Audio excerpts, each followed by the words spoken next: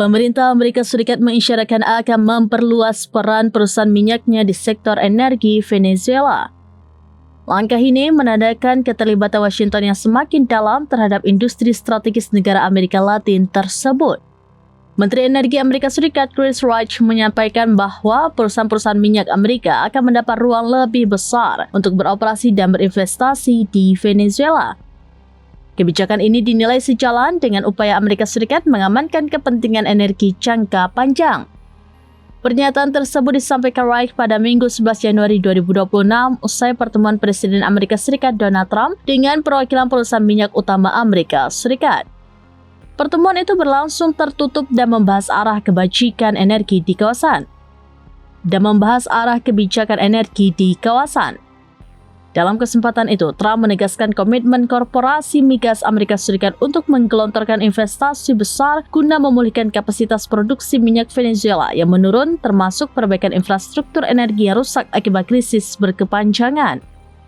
Selain ekspansi kehadiran perusahaan Amerika, Wright juga mengungkapkan bahwa perusahaan minyak dan gas Chevron berpeluang terus beroperasi di Venezuela hingga puluhan tahun ke depan, meskipun negara tersebut masih berada di bawah tekanan sanksi internasional.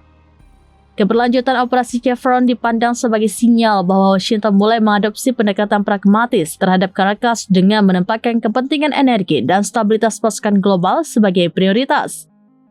Di sisi lain, Trump kembali melontarkan pernyataan keras dengan menegaskan bahwa Presiden Venezuela Nicolas Maduro dan istrinya akan diadili atas tuduhan terkait narkoterorisme yang dinilai mengancam keamanan dan kepentingan Amerika Serikat.